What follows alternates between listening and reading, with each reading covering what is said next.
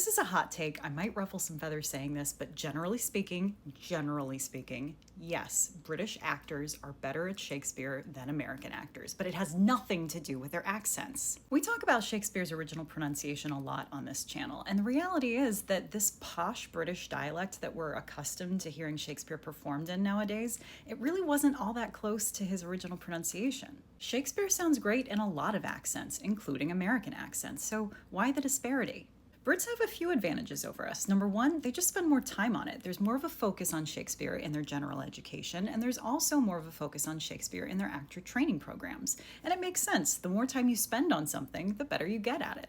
Number two, because they spend more time on it, they have a better handle on Elizabethan colloquialisms, these common conversational words and phrases that we use every day. I spend a lot of time on this channel going over colloquialisms. In Shakespeare, we don't say this, we say that. And there's a reason for it. If you know that in Shakespeare we don't say please, we say I pray you or I prithee, and you can say I pray you or I prithee as easily as you would say the word please, then it sounds like you have command over the language. You know what you're saying. But for a lot of American actors specifically, because we're unfamiliar with these words and phrases, you can tell that we feel a little uncomfortable saying them. Sometimes we give them more weight than we need to. The phrase how now just means hey, how's it going? That's a throwaway. Knowing what to throw away in Shakespeare is often just as important as knowing what to emphasize. And number three, Brits naturally use more of their vocal range when they speak. Dialect coaches, you can back me up on this, but Americans often have a tendency towards monotone. One of my dialect coaches told me once that if you think of the pitches of the voice as notes on a keyboard,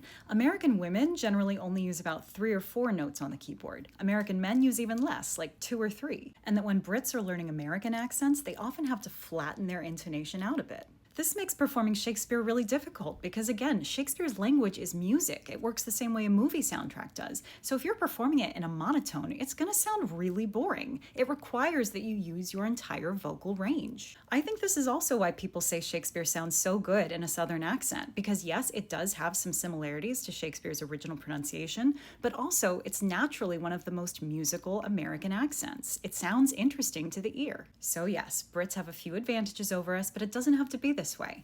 Learn your Shakespeare, study your colloquialisms, and use your whole vocal range. Also seems like a good time to mention that I'm teaching an online scene study class. You can sign up at the link in my bio. Early bird pricing ends July 31st.